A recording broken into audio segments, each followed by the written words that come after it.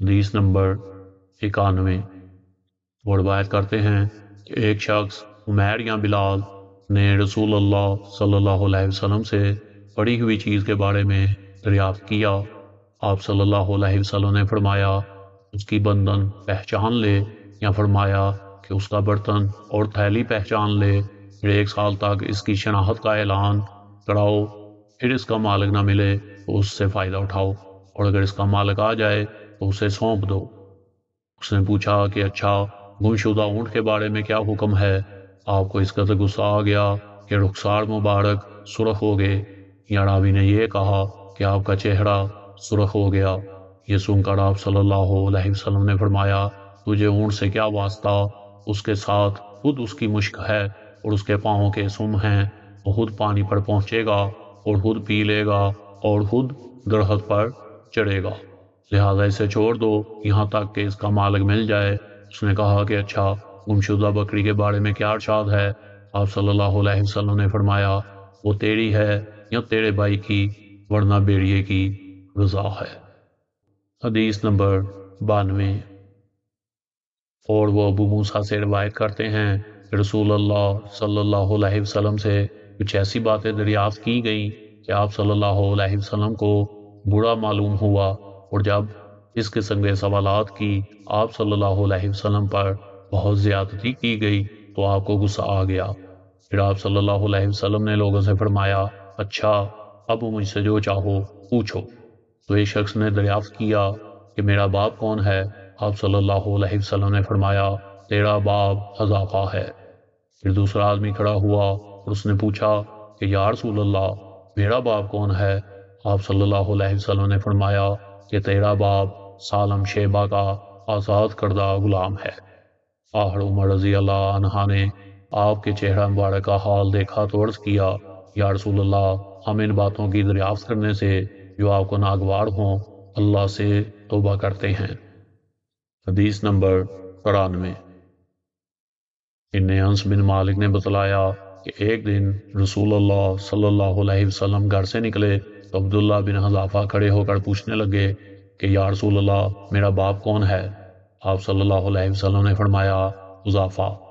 پھر آپ صلی اللہ علیہ وسلم نے بار بار فرمایا کہ مجھ سے پوچھو، تو عمر رضی اللہ عنہ نے دوزانو ہو کر عرض کیا کہ ہم اللہ کے رب ہونے پر، اسلام کے دین ہونے اور محمد صلی اللہ علیہ وسلم کے نبی ہونے پر راضی ہیں، اور یہ جملہ 3 مرتبہ دہرایا۔ پھر یہ سن کر رسول اللہ صلی اللہ علیہ وسلم خاموش ہو گئے۔ حدیث نمبر 94۔ ان سے انس رضی اللہ عنہ نے بیان کیا، وہ نبی اکرم صلی اللہ علیہ وسلم سے روایت کرتے ہیں کہ جب آپ صلی اللہ علیہ وسلم سلام کرتے تو 3 بار سلام کرتے، اور جب کوئی کلمہ ارشاد فرماتے تو اسے 3 بار دہراتے یہاں تک کہ خوب سمجھ لیا جاتا۔ حدیث نمبر 95۔ انہوں نے انس بن مالک رضی اللہ عنہما سے روایت کیا، وہ رسول اللہ صلی اللہ علیہ وسلم سے روایت کرتے ہیں کہ جب آپ صلی اللہ علیہ وسلم کوئی کلمہ ارشاد فرماتے تو اسے 3 بار لٹاتے یہاں تک کہ خوب سمجھ لیا جاتا، اور جب کچھ لوگوں کے پاس آپ صلی اللہ علیہ وسلم تشریف لاتے اور انہیں سلام کرتے تو 3 بار سلام کرتے۔ حدیث نمبر 96۔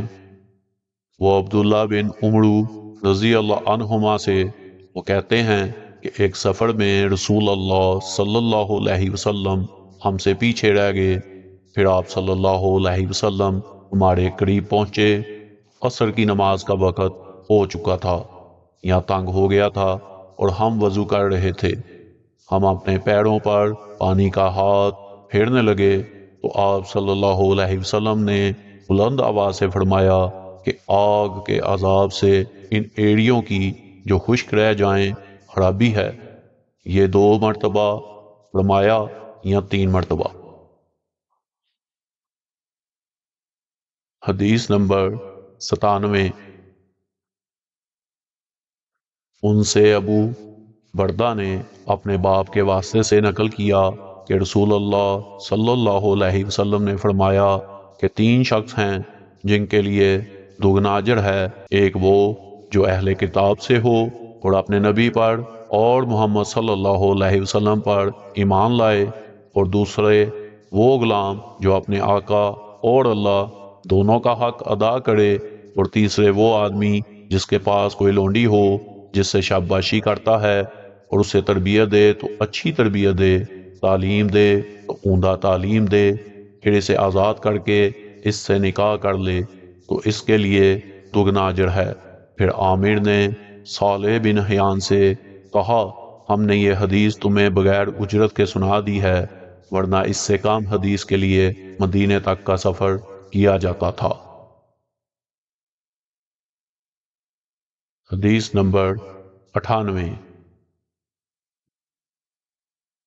उन्होंने इब्ने अब्बास रजी अल्लाह अन्हुमा से सुना कि मैं रसूल अल्लाह सल्लल्लाहु अलैहि वसल्लम पर गवाही देता हूँ। या अता ने कहा कि मैं इब्ने अब्बास पर गवाही देता हूँ कि नबी करीम सल्लल्लाहु अलैहि वसल्लम एक मर्तबा ईद के मौके पर मर्दों की सफ़ों में से निकले और आप सल्लल्लाहु अलैहि वसल्लम के साथ बिलाल रजी अल्लाह अन्हा थे। आपको ख्याल हुआ कि औरतों को खुतबा अच्छी तरह नहीं सुनाई दिया, तो आप सल्लल्लाहु अलैहि वसल्लम ने इन्हें अलहदा नसीहत फरमाई और सदक़े का हुक्म दिया। ये बात सुनकर कोई औरत बाली और कोई औरत अंगूठी डालने लगी, और बिलाल रजी अल्लाह अन्हा अपने कपड़े के दामन में ये चीज़ें लेने लगे। इस हदीस को इस्माइल बिन अलैह ने अयूब से रवायत किया। उन्होंने अता से कि इब्ने अब्बास रजी अल्लाह अन्हुमा ने यूं कहा कि मैं नबी करीम सल्लल्लाहु अलैहि वसल्लम पर गवाही देता हूँ, इसमें शक नहीं है। इमाम बुखारी रहमतुल्लाह की अर्ज ये है कि अगला बाब आम लोगों से मुतल्लक था, और ये हाकम और इमाम से मुतल्लक है कि वो भी औरतों को वाज सुनाए। हदीस नंबर 99। वो अबू हुरैरा रजी अल्लाह अन्हा से रवायत करते हैं कि उन्होंने अर्ज किया, या रसूल अल्लाह, क़यामत के दिन आप सल्लल्लाहु अलैहि वसल्लम की शफाअत से सबसे ज्यादा सादत किसे मिलेगी? तो रसूल अल्लाह सल्लल्लाहु अलैहि वसल्लम ने फरमाया, ए अबू हुरैरा रजी अल्लाह अन्हुमा, मुझे यकीन था कि तुमसे पहले कोई इसके बारे में मुझसे दरियाफ्त नहीं करेगा, क्योंकि मैंने हदीस के मुतल्लक तुम्हारी हिर्स देख ली थी। सुनो, क़यामत में सबसे ज्यादा फैज़ याब मेरी शफाअत से वो शख्स होगा जो सच्चे दिल से या सच्चे जी से ला इलाहा इल्लल्लाह कहेगा। हदीस नंबर 100।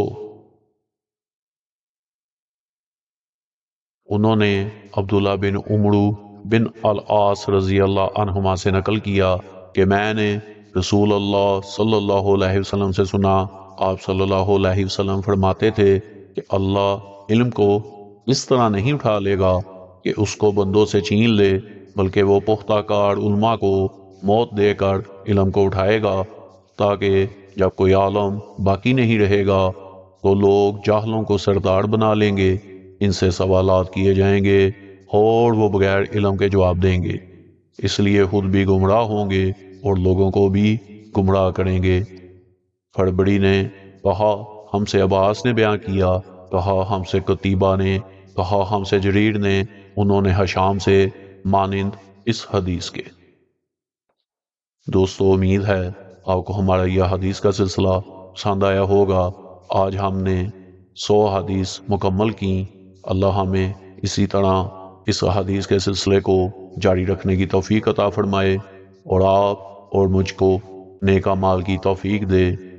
अगर आपको यह सिलसिला पसंद आया हो तो हमारे चैनल को लाइक और सब्सक्राइब लाजमी कीजिएगा, ताकि हमारा हौसला बना रहे और हम आपके लिए इसी तरह मज़ीद अहादीस का तर्जमा पेश करते रहें। अगली वीडियो तक के लिए इजाज़त दीजिए। अल्लाह हाफिज़।